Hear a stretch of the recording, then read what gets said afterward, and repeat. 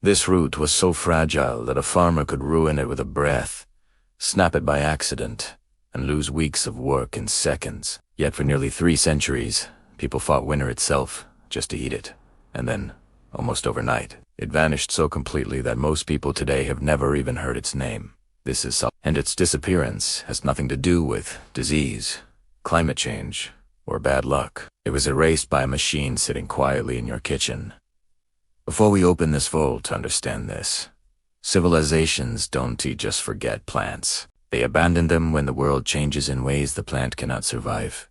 And salsafi was built for a world that no longer exists. Cut a fresh salsi root, and it bleeds, not metaphorically, literally. A sticky white latex pours from the flesh like milk from a dandelion stem. Within minutes, the exposed surface turns brown, then gray.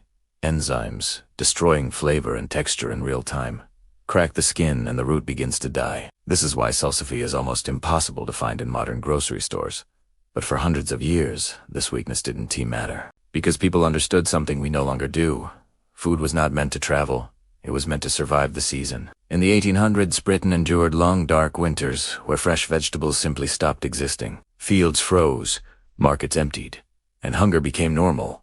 And yet in those months, salsifi thrived underground, buried in frozen soil, waiting. When harvested and cooked properly, it delivered something shocking. The unmistakable taste of the ocean from a root pulled from landlocked earth. The French called it vegetable oyster. The English working class called it poor man's oyster, because real oysters were for the wealthy. But this root made peasants feel like kings, and kings ate it too. Salsifi didn't belong to one class. It belonged to winter. In 1861, a book sat in nearly every respectable Victorian household, more trusted than scripture for daily life. Mrs. Beeton's Book of Household Management, 1,100 pages dictating how to run a home, manage servants, butcher animals, and feed a family correctly. And inside that book, among turtle soup and instructions for hiring a footman, sat a precise entry on salsifi. Not because it was exotic, but because it was essential. The instructions mattered, because mistakes destroyed it. Peel too slowly and it browned. Cut too roughly and it bled. Cook it wrong and the flavor vanished. This wasn't casual food. This was survival food refined into delicacy, and it solved a critical problem of pre-industrial life.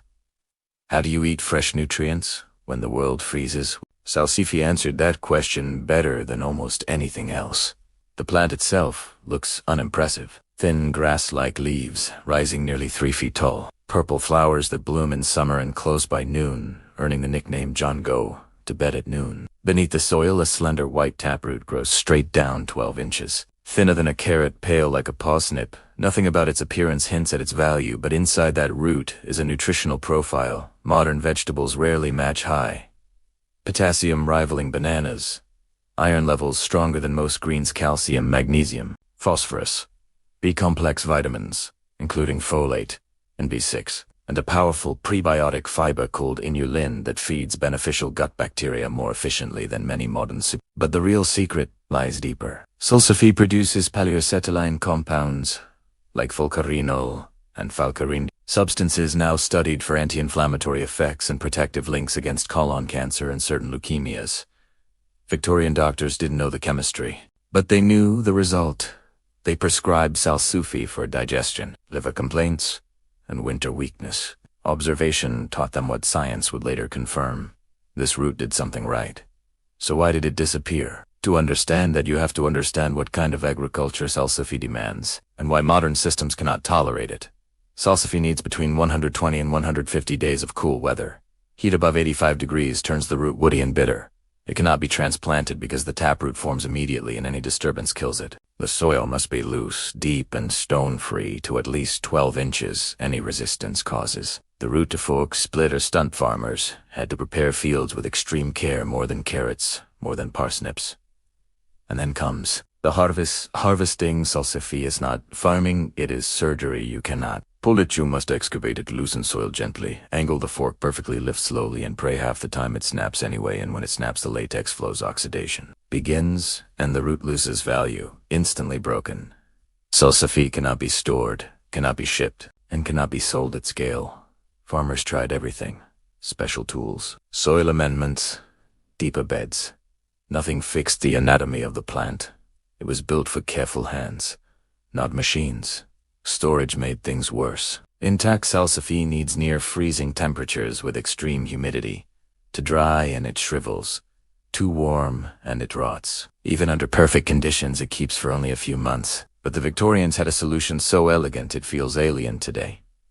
They didn't store it at all, they left it in the ground. Salsify tolerates hard freezes. Frost actually improves its flavor by converting starches into sugars. Farmers mulch the beds with straw and harvested through winter as needed, digging through frozen soil to pull fresh roots in February. This system worked for centuries because the entire food culture was built around sea. Then one invention shattered the logic completely. Refrigeration. When home refrigerators became common in the early 20th century, everything changed. For the first time, vegetables did not need to survive winter in soil or cellar. They needed to survive transport, handling, and storage in boxers. Suddenly the winners were crops that tolerated abuse. Potatoes dumped by the ton. Carrots ripped from soil by machines. Parsnips stacked and shipped without care.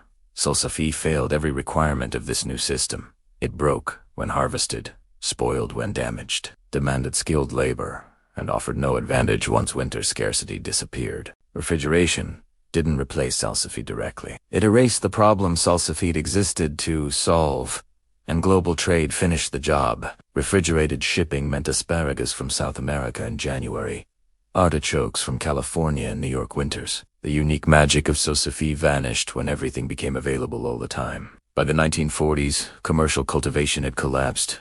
Seed catalogs still listed it, but supermarkets didn't want a crop that snapped in transit and rotted on shelves. Economics killed it quietly. Today you won't find fresh salsify in 99% of grocery stores. Not because it's bad, but because it's inconvenient. Modern agriculture doesn't reward nourishment or resilience. It rewards durability.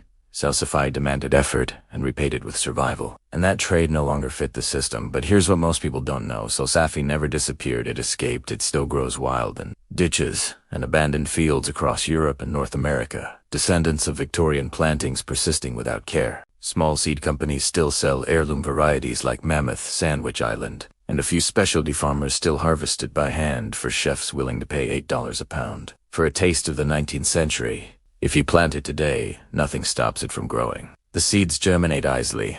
The plant shrugs off cold.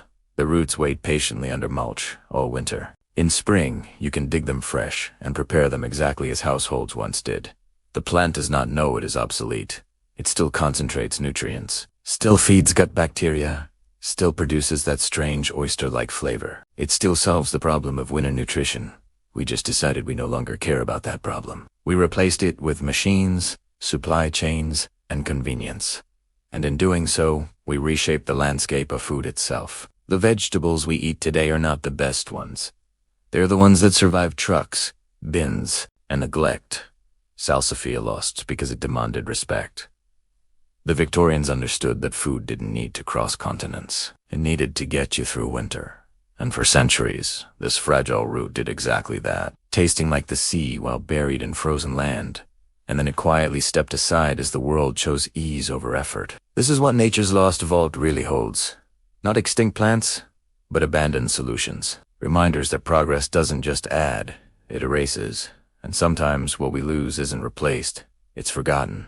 The question isn't why salsify disappeared. The question is what else we've abandoned without noticing, and whether we're willing to do the work to taste what the world once valued. This is Lost Nature Vault, and the next vault opens soon.